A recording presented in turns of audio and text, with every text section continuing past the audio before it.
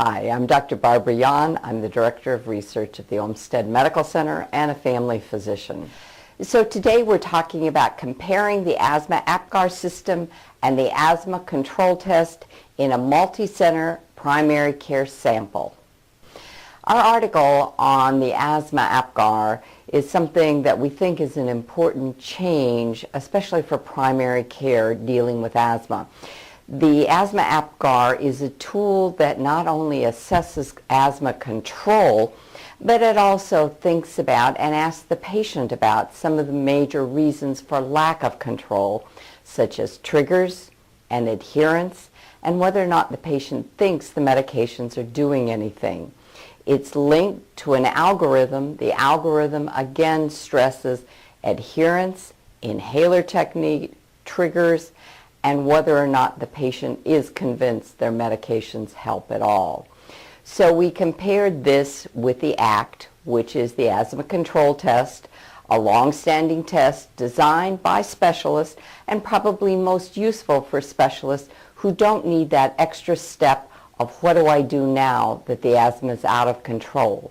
I'm going to turn this over now to my colleague, Dr. Matt Rank, who's going to tell you about the comparison of the ACT and the Asthma APGAR. I'm Matt Rank. I'm an allergy and asthma specialist at the Mayo Clinic in Scottsdale, Arizona. The main point about the Asthma APGAR system that's different than the other asthma control tests that are out there are that it links the asthma control assessment with an actionable item.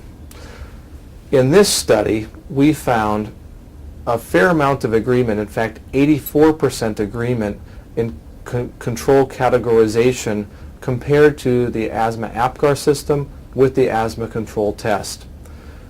Perhaps more importantly, we found that over 70% of the patients who were categorized as poor control based on the APGAR assessment had an actionable item.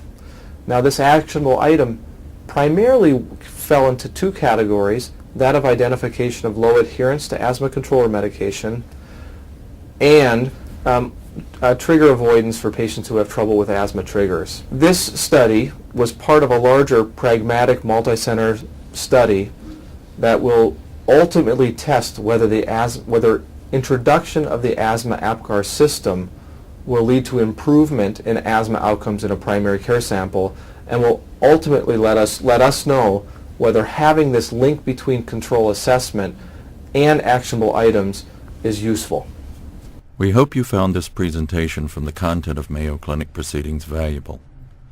Our journal's mission is to promote the best interests of patients by advancing the knowledge and professionalism of the physician community.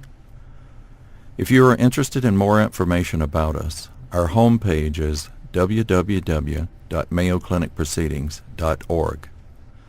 There you will find access information for our social media content, such as additional videos on our YouTube channel or journal updates on Facebook. You can also follow us on Twitter. More information about healthcare at Mayo Clinic is available at www.mayoclinic.com. This video content is copyrighted by Mayo Foundation for Medical Education and Research.